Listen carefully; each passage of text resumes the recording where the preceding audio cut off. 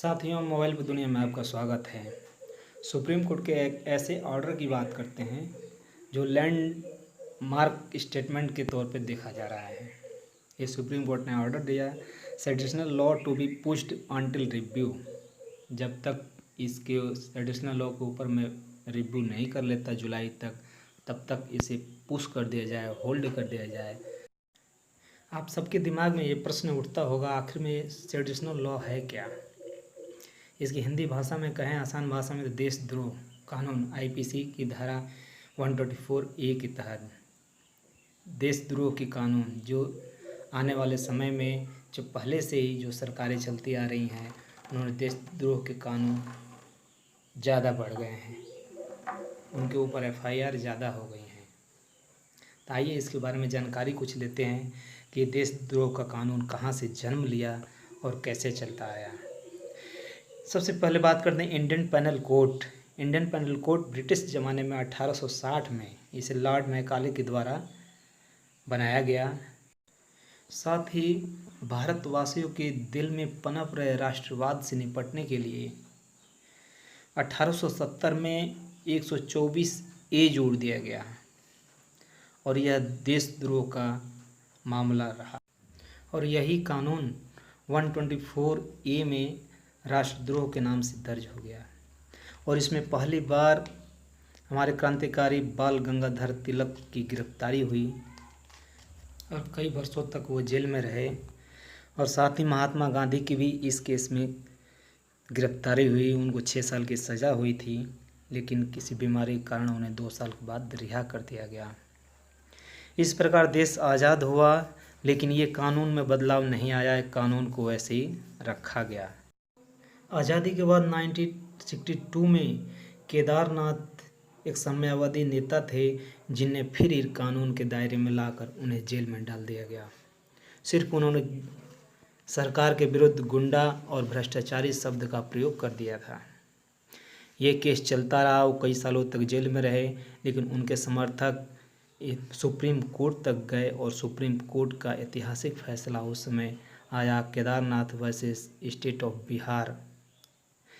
यदि कोई व्यक्ति अपने शब्दों में ऐसे शब्दों का उपयोग नहीं करता जिससे सरकार के खिलाफ हिंसा भड़क जाए और हिंसा या अव्यवस्था फैल जाए, तब तक उसे राजद्रोह के दायरे में नहीं रखा जाएगा।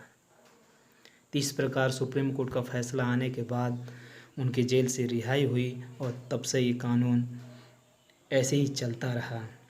इस प्रकार सुप्रीम कोर्ट द्वारा संज्ञान लेते हुए इस कानून को पुश और होल्ड पर रखा गया कि जब तक मैं जुलाई में रिव्यू इस पे नहीं कर लेता, तब तक एक कानून से जुड़े सभी व्यक्ति जमानत ले सकते हैं। जो इस कानून से जुड़े गिरफ्तार व्यक्ति हैं, जो अभी तक जेलों में बंद हैं, वो अपनी उस अदालत से जमानत ले सकते हैं।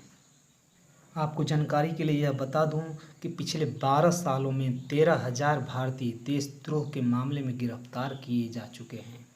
यानी कि Kedarnath versus state of Bihar case के आधार पर 13,000 भारतीयों ने हिंसा फैला दी है, जो 13,000 केस नोटेड हो चुके हैं और उसमें अभी तक 10 को दोषी ठहराया गया है, बाकी सब यानी निर्दोष हैं।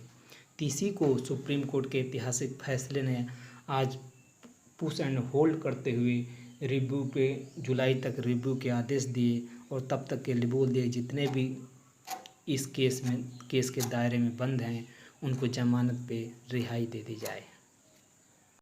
अगर यही सरकारी आंकड़े देखा जाए तो 2011 में यूपीए सरकार द्वारा 130 मामले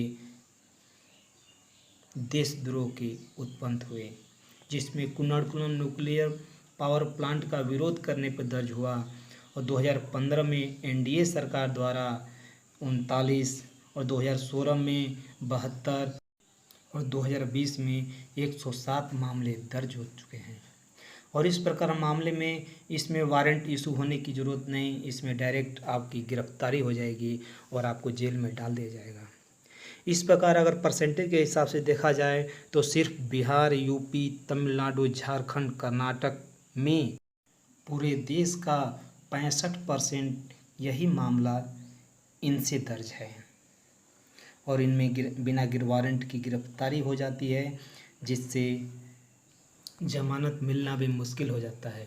इस प्रकार ये कहा जा सकता है सुप्रीम कोर्ट का ऐतिहासिक फैसला, लेकिन फैसला तो नहीं कह सकते, लेकिन ये इस केस को पुश कर दिया और होल्ड पे डाल दिया कि जब तक मई जुलाई तक रिव्यू दोबारा हम नहीं कर लेते तब तक आप इस मामले में कोई कार्रवाई ना करें। साथ ही साथ विभिन्न जेलों में जो लोग बंद हैं वो जमानत अर्जी देकर जमानत पे बाहर आ सकते हैं। इस प्रकार माननीय सुप्रीम कोर्ट के द्वारा यह फैसला दिया गया, जिससे दिल में सुप्रीम कोर्ट के प्रति विश्वास जगा हुआ है और वो बरकरार है। तो ये रहा हमारा साथियों आज का माननीय सुप्रीम कोर्ट से जुड़ा मामला, तथा लाइक, सब्सक्राइब और शेयर अवश्य कर दें और हमारे अगले वीडियो का इंतज़ार करें। ओके, धन्यवाद। लाइक, शेयर एंड सब्सक्राइब करें। सतर्क रहें, सुरक्षित रहें, अपने दोस्तों का ध्यान रखें तथा अपना व्यक्तित्व इस प्रकार विकसित करें कि आपके साथ बच्चे, बुजुर्ग, महिलाएं आपके साथ सुरक्षित महसूस करें।